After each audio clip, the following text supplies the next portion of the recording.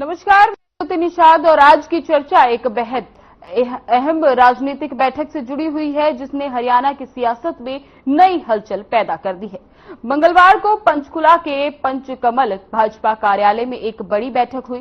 भाजपा प्रदेश अध्यक्ष मोहनलाल बड़ौली की अध्यक्षता में ये बैठक की गई, जिसमें प्रदेश प्रभारी डॉक्टर सतीश पुनिया, संगठन मंत्री फंड्रनाथ और शर्मा और राज्यसभा सांसद सुभाष बराला भी मौजूद रहे। इस बैठक में हरियाणा के सभी 27 जिलों की जिला कार्यकारिणी के नाम तय किए गए और आज ही इसका औपचारिक घोषणा किया जाएगा। यानी कि एक तरफ से भाजपा की नई जिला टीम तैयार की जा चुकी है, लेकिन खबर सिर्फ यहां तक सीमित नहीं है। भाजपा ने फैसला किया है कि गुरु पूर्णिमा पर्व यानी कि 10 जुलाई को पूरे हरियाणा में बूथ स्तर तक गुरुओं का सम्मान किया जाएगा। धार्मिक, सामाजिक, खेल और शिक्षा जगत के गुरुओं को भाजपा कार्यकर्ता खुद जाकर सम्मानित करेंगे।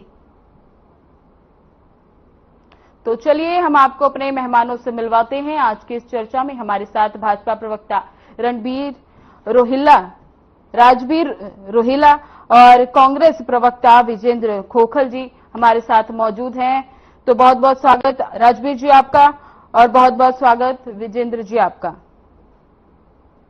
तो पहला सवाल राजबीर जी आपसे है कि जो ये लिस्ट निकाली गई है, ये आम जनता को देखते हुए निकाली गई है ये या फिर बीजेपी ने अपने फायदे के लिए लिस्ट निकाली है?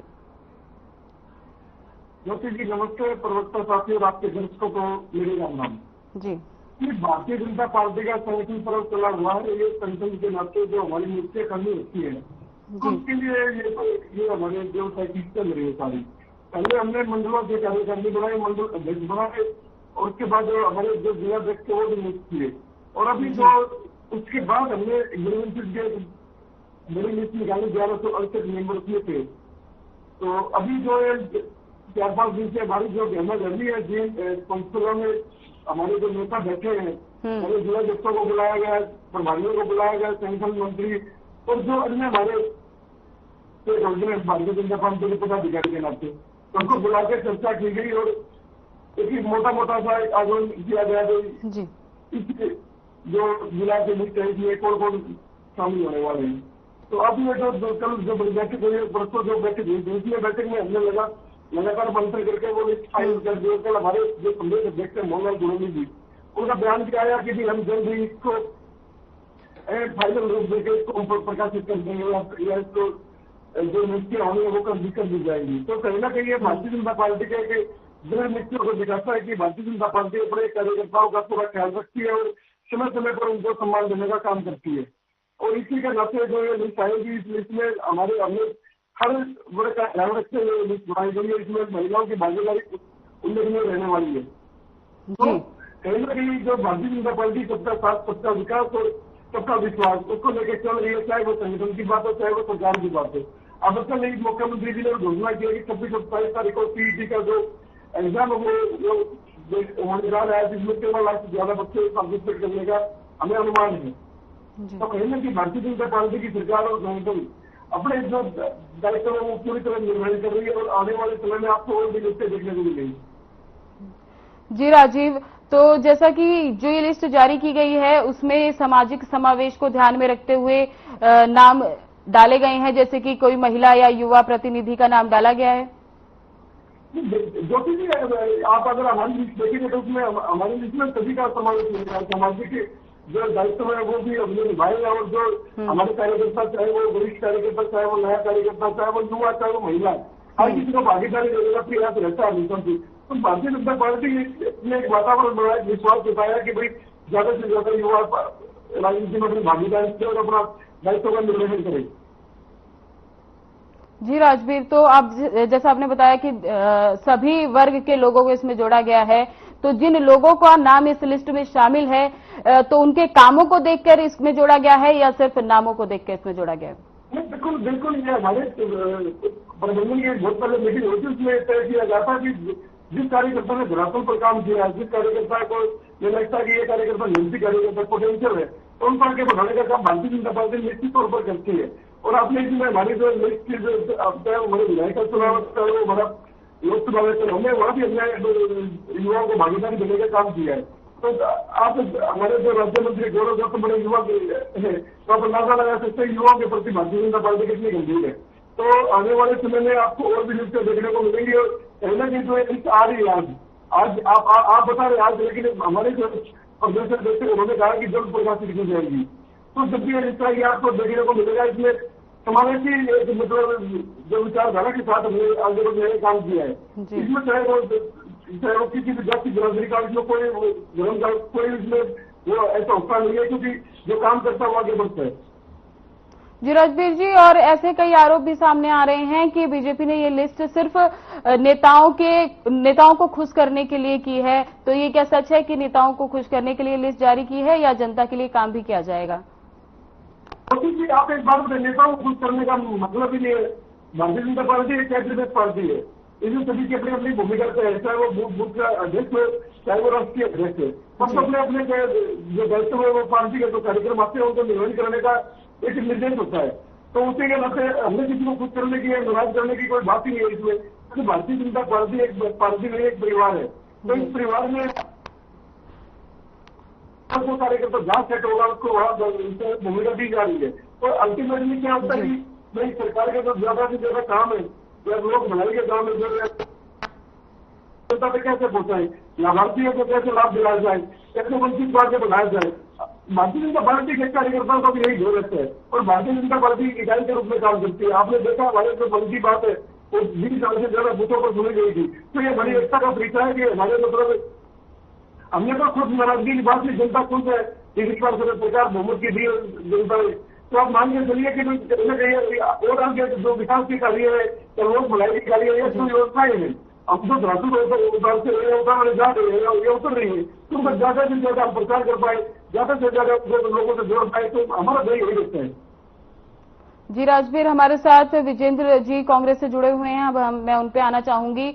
विजेंद्र जी, जैसा कि ये जो बड़ा फेरबदल बीजेपी में हुआ है, आप इसे किस तरह से देखते हैं?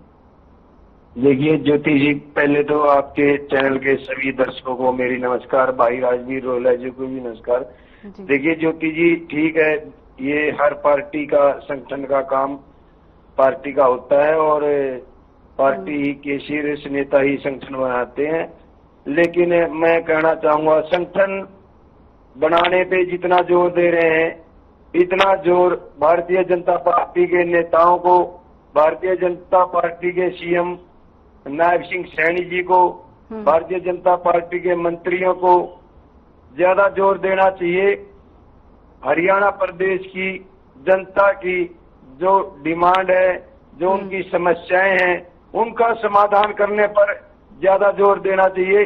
संगठन तो एक दिन बाद, 2 दिन बाद, 10 दिन बाद, संगठन इतना जरूरी नहीं होता जितना मैं आज जनता की समस्याओं का समाधान आज आप देख सकते हो। हरियाणा प्रदेश में मैं बता दूं, करनाल में क्या पूरे हरियाणा प्रदेश में आज सफाई कर्मचारी धरना दे रहे हैं, रोडवेज कर्मचारी धरना दे रहे हैं। ऐसी नौबत क्यों आ रही है? देखिए ज्योति जी, 2100 रुपए पेंशन देने का वायदा चुनाव में किया था भारतीय जनता पार्टी ने, लेकिन हमारी कांग्रेस पार्टी के युवा जिला अध्यक्ष नियुक्त किए हैं हमारी कांग्रेस पार्टी ने, और सभी युवाओं ने कल डीसी ऑफिस में जाकर जो 40 रुपए की बोतल थी वो 100 रुपए में कर दी, और सभी विधायकों की 10,000 पेंशन, यानी गरीब का हक गरीब पे मार कर दी। क्या विधायकों के पास कि धन बल किसी चीज की कमी थी? अच्छी अच्छी गाड़ियां हैं, अच्छी अच्छी कोठियां हैं। गरीब जनता का जो 40 रुपए की बोतल मिलती थी वो 100 रुपए की कर दी। कहीं ना कहीं ये गरीब जनता पर मार है। अब मैं बता दूं, कर्मचारी सफाई कर्मचारी हैं, उनकी मांगे हैं, आज भी अभी भी धरना चल रहा है सभी जिलों में। वो मांगे कर रहे हैं कि देखिए, भारतीय जनता पार्टी चुनाव से पहले अनेक वायदे करती है लेकिन उनको लागू नहीं करती, और इसी के ऊपर आज हरियाणा प्रदेश में सभी कर्मचारी धरने पर बैठे हैं। तो मैं तो कहना चाहूंगा, संगठन इतना जरूरी नहीं है जितना जरूरी हरियाणा प्रदेश की, देश की जनता की जो समस्याएं हैं उनका समाधान करना सबसे पहले करते हुए बनता है। कोई भी पार्टी सरकार में हो, मैं तो कांग्रेस पार्टी का प्रदेश प्रवक्ता होने के नाते मैं भारतीय जनता पार्टी से हाथ जोड़कर अपील करता हूं कि सभी कर्मचारियों की, सभी मजदूरों की, नरेंद्र मोदी जी ने 2011 से पहले आने से पहले कहा था कि मैं पहले ही कलम से किसानों का कर्ज माफ कर दूंगा, लेकिन कर्ज माफ बड़े बड़े अमीरों का कर दिया। श्री राहुल गांधी जी ने भी मुद्दा उठाया है।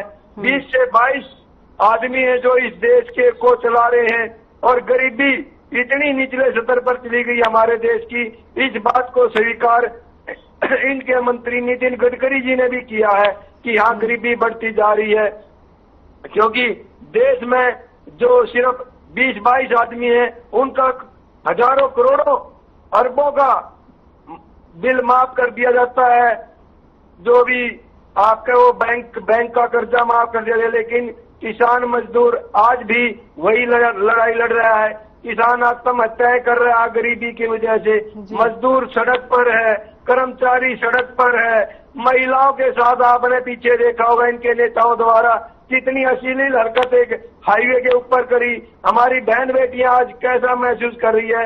मैं नहीं चाहता ऐसे शब्द बोलना मीडिया के माध्यम से, मेरी मजबूरी है कांग्रेस पार्टी का प्रदेश प्रवक्ता होने के नाते हमारी बहन बेटियों की आवाज उठाना, गरीबों की, मजदूरों की आवाज उठाना। देखिए विपक्ष है, विपक्ष आज भी बिहार के अंदर किस प्रकार से चुनाव से पहले कितने दस्तावेज मांग लिए गए वोटरों से कम ज्यादा नहीं 2-2.5 करोड़ मतदाताओं की जो सूची में इतने दस्तावेज नहीं हो पाएंगे। क्या वहाँ पे वोट परसेंटेज क्या रहेगी? चुनाव आयोग इस पर बीजेपी पार्टी की मुट्ठी में चुनाव आयोग काम कर रहा है, तो मैं कहता हूँ इस तरह का काम नहीं होना चाहिए। हरियाणा प्रदेश देश की जनता के साथ विश्वासघात करने का काम बीजेपी पार्टी ने किया है। हरियाणा में भी बड़े बड़े वायदे किए थे इन्होंने, हम ये देंगे, हम ये करेंगे, 21 से 60 साल की महिलाओं को हर महीने 2100 रुपए देंगे, हम 250 रुपए हर साल बढ़ाएंगे बुजुर्गों की पेंशन। हरियाणा में मैं कहता हूँ एक भी वायदा इन्होंने पूरा नहीं किया। आज सभी सड़क पर हैं, किसान, कर्मचारी, मजदूर, व्यापारी दिन प्रतिदिन गोलियां चलती हैं हरियाणा प्रदेश में, फिरौतियां मांगी जाती हैं। मैं नहीं चाहता, संगठन पे पहले काम करना चाहिए बीजेपी ने, लेकिन पहले काम करना है तो इस हरियाणा प्रदेश और देश की जनता के हितों के लिए, उनकी सुरक्षा के लिए, उनकी आय कैसे दुगनी हो उसके लिए, उनकी समस्या क्या है उसके लिए। या हरियाणा नगर निगम अभी मैं बता दूं असंध के अंदर 54 कुर्सी घोटाला हुआ है। अभी स्टील की कुर्सी मंगाई थी, 54 किलो की कुर्सी थी, वो 32 किलो की कुर्सी मिली, वो वापस मंगाने का काम। हर जगह घोटाला, चाहे हम नगर निगम में चले जाएं, इतना बड़ा घोटाला है। वहाँ भी तहसीलदार 20-30 हजार रुपए लेके रजिस्ट्रियां करता है, जिसके कागज होते हैं, कभी कोई कमी निकाल। हर तरह भ्रष्टाचार में डूबी हुई है बीजेपी की सरकार, बीजेपी की पार्टी, बीजेपी के लोग। यहाँ पर सब व्यापार चला रहे हैं, कोई कॉलोनियां काट रहा है, कोई किसी तरह से, मतलब आम आदमी की समस्याओं से बहुत परे है बीजेपी पार्टी। गरीब से कोई लेना देना नहीं, झूठे वायदे करती है। जब भी सत्ता में आने का, जब भी किसी भी राज्य में चुनाव होंगे, अभी एक स्टंट चला दिया बिहार के अंदर की छात्र आयोग बना देंगे। क्या 5 साल से पहले ये छात्र आयोग नहीं बना सकते थे नीतीश कुमार जी? आज चुनावी स्टंट, चुनाव आता है, घोषणाएं कर देते हैं बड़ी बड़ी, लेकिन उस पर काम किया नहीं जाता। ज्योति जी, मैं कहता हूँ संगठन इतना जरूरी नहीं जितनी जरूरी हरियाणा प्रदेश की जनता की समस्या है। ज्योति जी। जी विजेंद्र जी, जैसा आप आरोप लगा रहे हैं बीजेपी पर लगातार कि उन्होंने ये नहीं किया, बस संगठन बढ़ाती जा रही है, पर आपकी पार्टी की बात करें, आपने तो कितने समय से अभी तक संगठन का विस्तार नहीं किया है? मैं तो कहता हूँ ज्योति जी, संगठन का विस्तार होता रहेगा, वो पार्टी का काम है। सबसे पहला काम है इस देश और प्रदेश की गरीब, मजदूर, किसान, कर्मचारी, उनकी समस्याओं का समाधान जरूरी है, ना कि अपने संगठन को जरूरी। सबसे पहला मैं तो हमारे देश की जनता है। ज्योति जी, पर अगर आप संगठन का विस्तार नहीं करेंगे तो वो जनता के लिए काम कैसे करेगी? जब कार्यकर्ता ही नहीं जमीन पर उतरेंगे तो वो जनता के लिए काम कहाँ से करेंगे? हमने युवा संगठन बना दिया है, हमारे सभी जिला अध्यक्ष इसी महीने में घोषित कर दिए जाएंगे। हमारा युवा जो भी घोषित करे हैं हमने जिला अध्यक्ष, वो सभी युवा छात्रों की लड़ाई, गरीब मजदूर की लड़ाई लड़ रहे हैं। हर जिला मुख्यालय पे जाके ज्ञापन सौंप रहे हैं, आप देख लीजिए, नहीं तो मैं वीडियो भेज दूंगा आप पे। हमारी युवा टीम पूरी काम पे है और जल्दी इसी महीने में जिला अध्यक्ष और प्रदेश अध्यक्ष भी नियुक्त कर दिया जाएगा ज्योति जी। अच्छा राजवीर जी, जैसा कि विजेंद्र जी आरोप लगा रहे हैं कि बीजेपी सिर्फ युवाओं को और जनता को गुमराह करने का काम कर रही है और ये लिस्ट निकालकर लोगों को गुमराह कर रही है, तो उस पर आप क्या कहेंगे उनके बयान पे? विजेंद्र जी, आप भी गुमराह करो, किसने मना किया है? 1,80,000 लोगों ने, 20 लोगों ने बिना पर्ची बिना पर्ची आप लोगों ने क्या दिया? 80,000 नौकरियां मुख्यमंत्री जी ने पहले कर्म से दी, आपने क्या दिया? आपने कुछ नहीं किया। आपके नेता का 50 वोट पर नौकरी बात नहीं थी, लगातार 4-5 सभा आप लोगों ने धूल चढ़ा दी जनता ने। लेकिन आप दूसरों पर आरोपित करने के बजाय अपने को ध्यान रखें। 12 साल से आपकी पार्टी का संगठन नहीं बना। बीच हरिश्वर साहब जी चिल्ला कर कह रहे हैं कि मैं आया था पहले और मैं ही बनाऊंगा दोबारा, लेकिन आप लोग नहीं मानेंगे इस बात को। आपके जिला अध्यक्ष को नियुक्त करने के लिए आपके हाईकमान में राहुल गांधी जी में कोई अंदर का टिप्पणी नहीं कर सकता, उसका है, ठीक है ना? तो राहुल गांधी जी को चंडीगढ़ आना पड़ा, तो अशोक चौहान जी को नेशनल एंट्री देनी पड़ी आदमी को, उससे उनका नाम ही नहीं रखा, जबकि आपके वो 2 बार के प्रदेश से दिख रहे हैं।